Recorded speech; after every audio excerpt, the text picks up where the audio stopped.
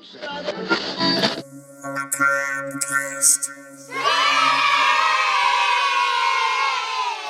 devil's on the loose and he's dancing with the mummy. Deep from the bowels of the Macabre Theater Laboratory, we bring you Macabre Cast. There is nothing wrong with your streaming service. You are exactly where you should be. A place where the slush puppy machine is always on and cold. Where your favorite horror mag is on the rack, discreetly between Women's Wear Daily and Cosmopolitan. I'm your host, Dark Mark, along with my counterpart, Karis, the Little Mummy.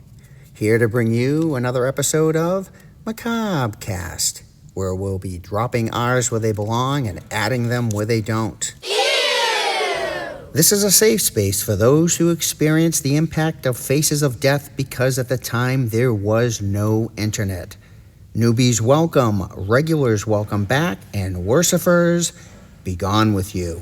Please, if you haven't already, hit that subscribe button and tell a friend to do the same, even that friend you're sharing the bag of Doritos with that feels compelled to lick every one of their fingers before reaching back into the bag. That's okay, I wasn't really hungry anyway. If you wish to interact with more fellow monster kids, follow the Facebook page, Macabre Theater. It's also where you can send me a voice message through Messenger and join Macabre Cast. A link for that page can be found in the description of this show.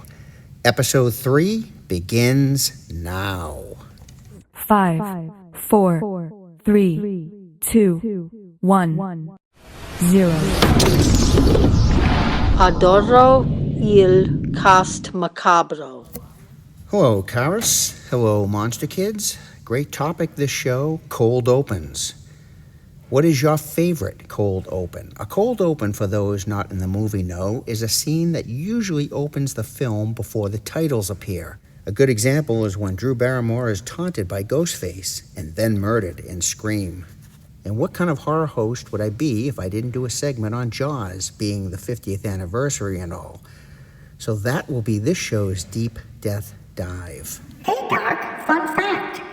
You can't hear a pterodactyl going to the bathroom. Did you know that? You can't hear a pterodactyl going to the bathroom? I don't know. Maybe because they're extinct? No, you can't. You can't hear a pterodactyl going to the bathroom because the P is silent.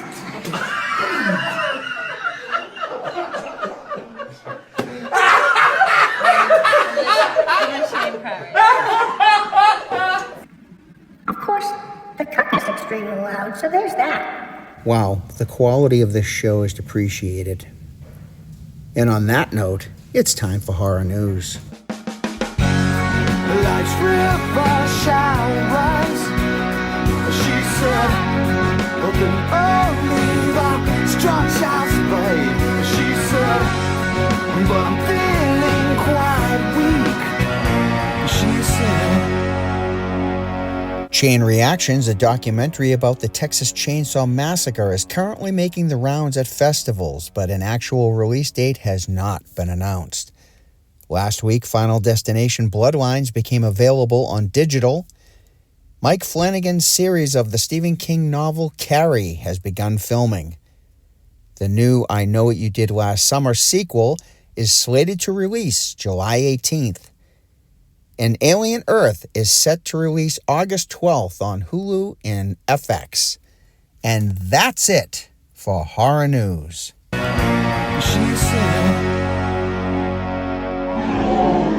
And Brownie agrees.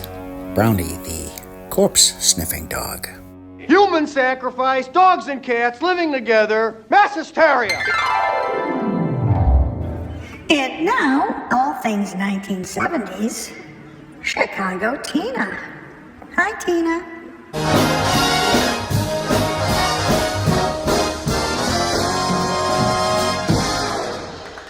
Hey, Dark Mark and Karis, the Little Mummy. Just calling to say thanks again for last Friday, Friday the 13th at the Salem Theater.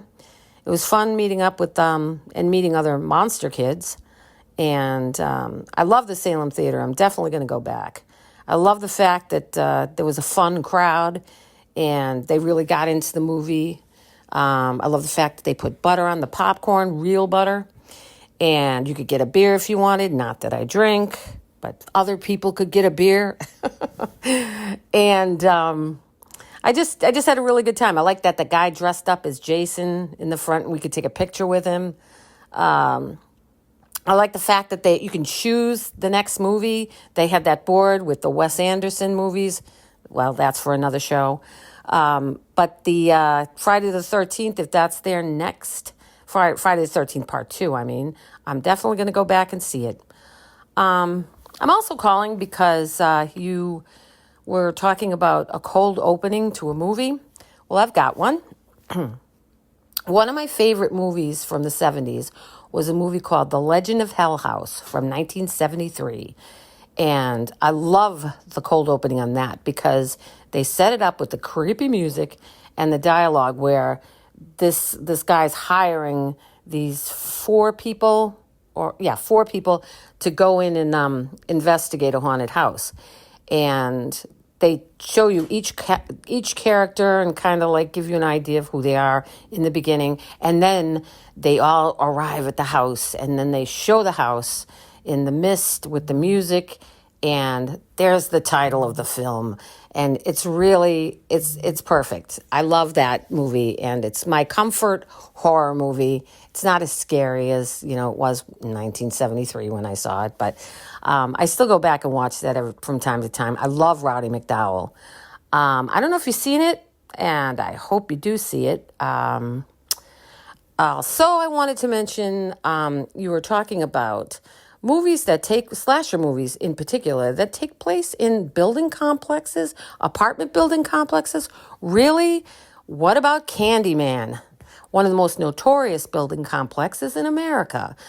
Mayor Jane Byrne actually stayed there for a month because she was trying to fight crime, to prove that, crime was going to be different when she was the mayor. And it didn't work out that well, but whatever. But at least it wasn't haunted. If Candyman was there, he probably would have killed her.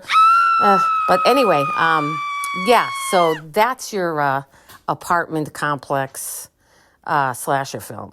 And I love that movie. That's also one of my comfort horror films. The other thing was the new Monster Kid mentioned about Pennywise. I'd love to see Pennywise do anything. I absolutely love Pennywise, and I can't wait to see the new Netflix show when it comes out. Also, I'm looking forward to Stranger Things. Anyway, that's pretty much all I have to say, but I'm going to leave you with one last thing. Mark, make sure you watch The Joker, because I'm gonna bother you until you watch The Joker. I'm gonna mention it every time I call now, so you better get your streaming on and watch The Joker. All right, I'll talk to you later. Bye, everybody. The Legend of Hell House is also one of Laura Harr's favorites. I could take it or leave it. I think it's a decent movie. It's not one of my favorites. I actually enjoyed a movie that was a little similar to that called The Haunting. I think that's 1963. Not 100% sure, though. And Candyman, I loved the first time I saw it. And then upon rewatch recently, I realized how little he's in the film. And it's kind of a bummer. Need more Candyman in there. And somehow I see this as obviously going to be the summer of Joker. Yes, I will see that. I promised you I would see it, and I will do so. And I will also, I'm sure, have much to say about it, and hopefully good. But always great to hear from Chicago Tina. Hope to hear from you again real soon. Whistling past the graveyard, stepping on a crack. I'm a mean mother hubba, papa one-eyed Jack. Classics. Welcome to Cobwebbed Classics, where I dust off a lost, forgotten, or just plain unappreciated film and introduce it to, or maybe just remind you about it, so your spooky Saturday night might run a little creepier. This week's Cobwebbed Classic is 1935's Mark of the Vampire, directed by Todd Dracula Browning, starring Lionel Barrymore, Elizabeth Allen, Lionel Atwill, and Bela Lugosi. When a man is found dead in his study, drained of blood, a doctor determines he was a victim of none other than a vampire. Of course, the police inspector and coroner deem this all rubbish. But when the victim's daughter is attacked and bite marks are found on her throat, it's on like Donkey Kong. Locals believe that the perpetrator is Count Mora. Sorry, no Dracula here due to copyright infringement. And his daughter, Luna. There may be more than meets the eye here, and a trap is set. Seeing Lugosi in his Dracula suit and devouring every scene in this is worth the price of admission, even though he never speaks a word until the final. Throughout this film, Lugosi has an unexplained bullet wound on his temple. Well, in the original script, Count Mora, Lugosi, was supposed to have had an incestuous relationship with his daughter Luna and then committed suicide. But after filming began, MGM put the boots to that and deleted any and all references to that crime. And because Todd Browning's previous film, Freaks, was a box office disaster, he was unable to object to any changes made by the studio. Large South American bats were imported for the film. The government ordered the bats to be exported or destroyed after production. The actual fate of said bats is unknown. The film may be one of the first to use a jump scare, where two characters are frightened by a cat hiding inside of a suit of armor. Most don't know that this film was the remake of a silent film also directed by Todd Browning called London After Midnight from 1927, starring Lon Chaney Sr., now considered a lost film after the last known print of the film was destroyed in a fire at the MGM vault in 1965. Only the script and stills have survived. Taglines are as follows: undead, yet living on the kisses of youth. Cruelest woman in two worlds. Positively the most blood-curdling, spine-tingling shocker of them all. Strange, fierce love in the borderland of life and death. This would make a great double feature with 1935's Mad Love starring Peter Lorre. 1935's Mark of the Vampire is this week's Cobwebbed Classics. And now, Monster Kids, the only one that I know that could keep the knowledge of Angela's third leg a secret at Camp Sleepaway, Horror Chat Matt. Won't you tell me what is wrong? Yeah. Hey, Dark Mark, Little Karis, and all the Monster Kids hang out at the Macabre Theater this week. It's Horror Chat Matt checking in.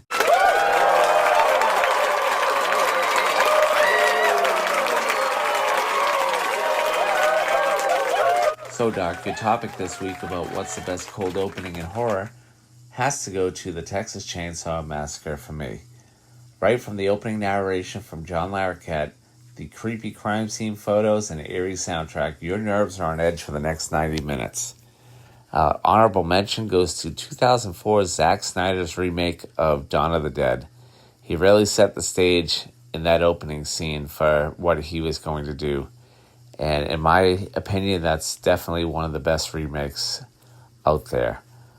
Now, unfortunately, I was unable to attend this week's get-together on Friday the 13th, but we did have a milestone in my house as my daughter begged and begged and begged to watch the original Friday the 13th with me. I did relent because in my mind, the sex scene with Kevin Bacon was a lot more mild than it was in reality.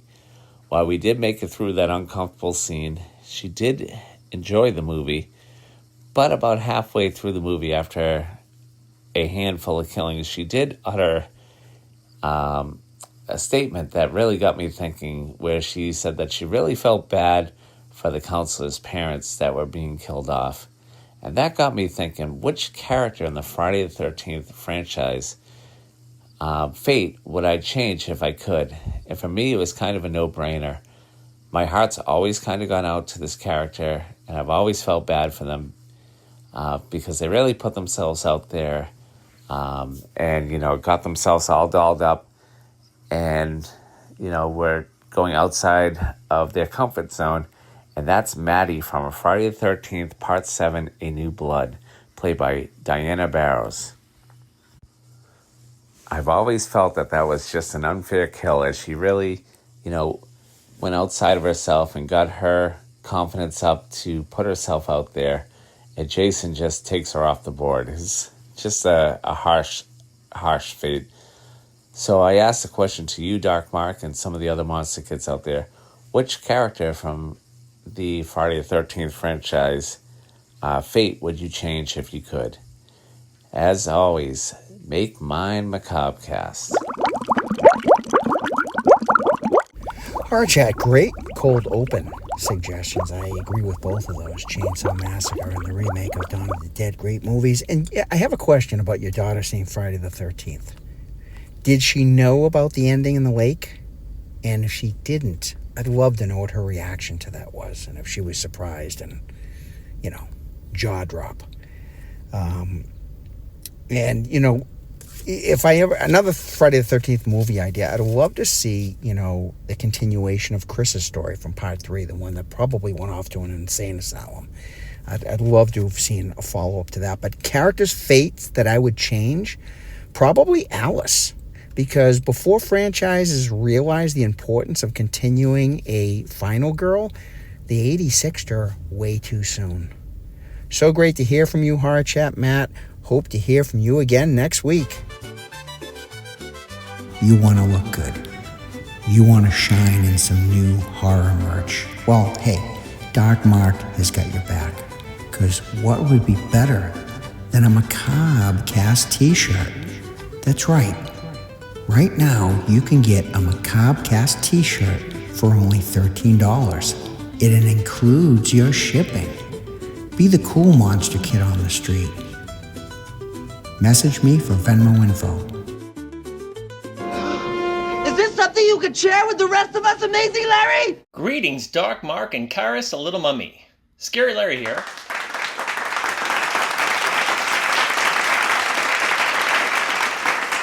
Fresh from the meet and greet with some of the other monster kids. Surprised Karis wasn't there. Past his dead time? Hey Karis, here's a joke for all the deaf people out there.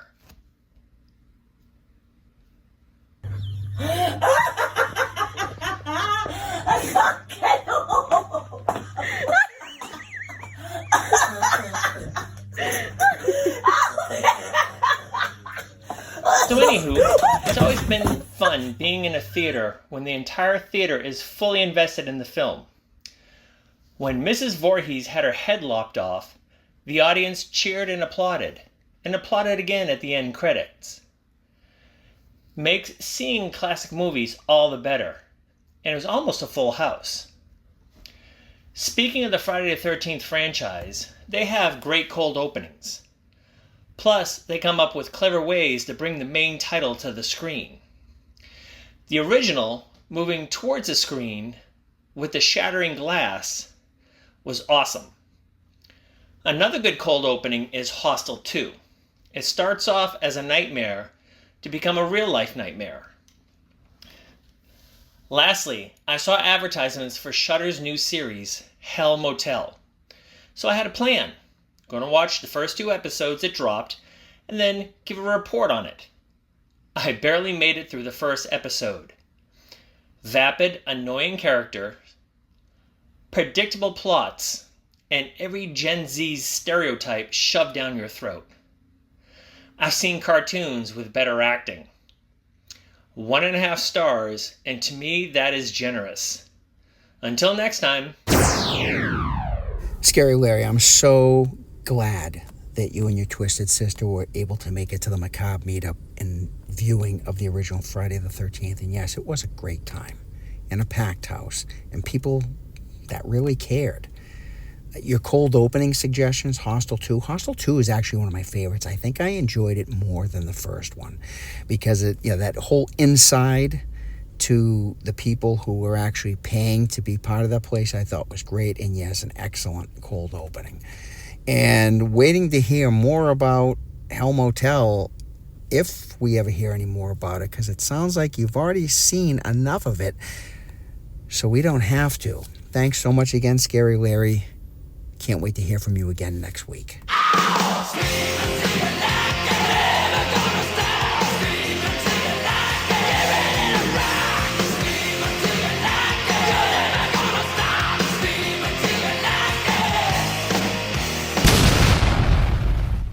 Deep, death, dive. Jaws was released to 490 theaters on June 20th, 1975. Directed by 27-year-old Steven Spielberg, he didn't know it yet, but he had just invented the summer blockbuster. Unlike films today that barely last in theaters 2 weeks, Jaws remained in theaters for 78 days, just shy of 2.5 months. The story I've told half a dozen times? Dark Mark was a mere 6 years old. My parents, knowing my love for monster movies, knew immediately I'd love this movie. They saw it again with me in tow, and oh, love it I did. When I'm honest with myself, I'd say it's still my favorite film. And all the worshippers out there saying the shark looks fake? Not to me, not then, not now. You can have your deep blue seas and your 47 meters down. Jaws 50 years later reigns supreme. I wrangled my way back into the theaters or drive-ins another 17 times if you count the countless summer theaters that brought it back. Yeah, I was young, but I turned out well adjusted. I just don't swim in the ocean. Not on your life. Fear of what we don't understand. A leviathan swimming below us, waiting to devour us whole. As far as the merchandise, I grabbed whatever I could. Sweatshirts, t-shirts, the Jaws game. This was how I discovered Famous Monsters of Filmland. Magazine number 146, Jaws vs. Ape. Pictures from the movie Jaws in a magazine? I'd stare at those pics for hours. Remember, this is before cable and video stores. This is a picture of a deleted scene with Quint standing in front of a chopped-up killer whale. When Mrs. Brody enters the shack to say goodbye to Martin, you can just see the top of it. Now, I've read the book before, and people say in the book, Quint makes his chum from said whale. I don't remember this in the book, but... And speaking of deleted scenes, this one of the death of Alex, it creeps up on the internet from time to time. This wasn't used merely because, as usual, the shark didn't work. And as we know, now that only benefited Spielberg. Over 67 million people in the United States went to see this film in the summer of 1975, just under a third of the population of the United States. For years, I thought the shooting star shown in the 2 shots was real and accidentally caught on film. I was sad to learn that that was not the case, and it was just an optical effect. On August 19th, 2017, 42 years after Quint told his haunted tale about the USS Indianapolis, Microsoft co-founder Paul Allen located the wreck of the infamous ship in the Philippine Sea at the depth of over 18,000 feet. Local Martha's Vineyard fisherman Craig Kinsbury played Ben Gardner, the gentleman whose head appears in the hull of that boat that had audiences jumping out of their seats. This is who Spielberg himself described as the purest version of what he thought Quint was, and many of the lines Quint utters were daily quips of Kingsbury's. After Jaws was completed, Steven Spielberg said, "My next picture will be on dry land. There won't even be a bathroom scene in it." His next film was Close Encounters of the Third Kind. Jaws, 50 years later, was this week's Deep Death Dive. Hey, Doc, look who's back. It's Brandy Rock Candy. Of the bees and the cigarette trees, the soda water fountain, where the lemonade springs and the bluebird sings in that big rock candy mountain. My favorite cold opening scene would have to be the original Ghostbusters when the librarian is doing her thing and all of a sudden the books start flying and the index cards go flying and she gets scared, and then all of a sudden you just hear her scream, and then it goes into the Ghostbusters theme song, and to me, that's what hooked me on that movie. Rock Candy Brandy, so glad that you decided to join us again. And as cold opens go, I completely agree with the original Ghostbusters, which I had forgotten about at this point. But that is a great cold open. And we hope to hear from you again real soon.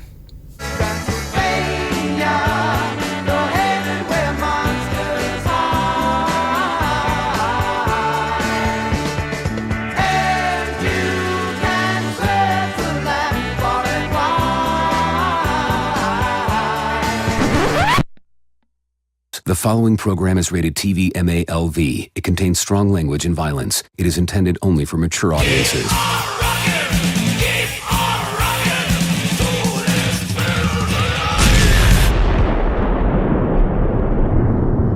Hello, Doc, Mark, Karis, and all the monster kids. Mark, I want to say thanks for your review on Dr. Jekyll. I'll definitely check it out. I'm not sure if I can take a man playing a woman in a serious role seriously, but I'll give it a try. I have no issue with comedies, like Mrs. Doubtfire and that, but for a man to play a woman's role in a serious, movie, I don't know how I feel about that, but I will let you know when I see it what my thoughts were. Larry had a great idea about 13 Ghosts. It would be so cool to know the background of all of them and who they were and what they were about before all of that happened. That would be really cool. I absolutely love that movie, and it's one of my many favorites. Mark, you also had a good one, too, about Jenny and what happened to her afterwards, all the trauma, like what happened to her, how'd her life go on. I guess that's what our imagination is for, though. It would be nice if they did that, though, like these follow-ups, but they don't. It's just, here's your movie, and and that's it. And just, I don't know, whatever. Use your imagination, as to what happens afterwards. Chat Matt, don't feel bad because I don't have a creative bone in my body. You did have a few good ones, though. You tried a lot harder than I did, at least. I saw El Vampiro the Vampire, and it was fantastic. I love these old black and white movies, and I thought it was great. I really liked it, Mark. I think that was one of your Cobweb classics. And also, Grim Kim, where are you hiding? Miss hearing your voice on here, woman, and your reviews. Miss you. Hope to hear from you soon. Question, has anyone seen The Ritual yet with Al Pacino or Clown in the Cornfield? Those are on my list, as well as Silent Scream, which was a Cobweb classic, and episode 110, also on my list. Favorite cold open? I have to say, out of many of them that I've seen, the one I really remember, because I actually talked about it in the movie theater, I saw it with my sister, was Evil Dead Rise 3. I thought that was fantastic. The way she was mimicking her while she was reading the Bible, was trippy. And then out by the lake when her skull and everything, got peeled back and it was nasty. And the rise up out of the lake and the big Evil Dead rise over it with the music. I was like, oh my effing head. What a great beginning. I loved it. I friggin' loved it. I'll tell you that. Can you tell? I loved it. But anyway, yeah. That's probably one of my favorites. Now I'm going to talk in the future here. Not that I think I'm in the future, but you guys get this on Monday. And I always talk on Thursday, and I talk about the weekend like it hasn't happened yet. But on Monday, it's already going to have happened. So I'm just going to say, I hope everybody enjoyed the hot weather we had this weekend, even though it didn't happen yet, and did some fun things. I have today and tomorrow off, which is actually Monday and Tuesday. And I'm hitting the beach in my pool. And I can't wait. Come on, summer. I am waiting, baby. I am waiting. In 3 weeks, I go on vacay for a week at the beach. So I'm psyched. Anyway, that's it for now, folks. Until the next episode, 111. Stay healthy and hydrated. Peace out. Want to make a correction. She was not reading the Bible in the movie. I don't know why I said a Bible. She was reading a novel. I don't know. The Bible was just stuck in my head. I don't know why. But yeah, anyway, that's it. Bye. Metal Melody, you gotta put Eddie Izzard's gender out of your mind when you watch this movie, because I'm telling you, just viewing the character as a woman, he nails it. I'm sorry. He is absolutely amazing. But you need to put that out of your mind because it's a great film. I'm so happy to hear that you liked El Vampiro. It's definitely a lost gem. And there's another film out there just called Vampiro Coffin or something like that I definitely need to check out, and I will let you know about that one. Haven't seen Clown in the Cornfield. I think Jack-O-Lantern has, but I'll have to get feedback from him. And never was a big Evil Dead Rise fan, but I do see how that is a great cold open. And, so happy to hear the feedback of Cobwebbed Classics and how much you enjoy it and look forward to it. And that makes me feel good. I'm doing something right, I guess. Always great to hear from you, Metal Melody. Hope to hear from you again next week. Do you love theater of the mind, scary stories of fear and horror? Then please check out Dark Mark's sister YouTube channel, Terror. Old time radio made new. Look for the link in this show's description. Uditi questo episodio de Cost Macabro. Thank you, Maria Monstalia, for telling our Italian friends to enjoy this episode of Macabrecast.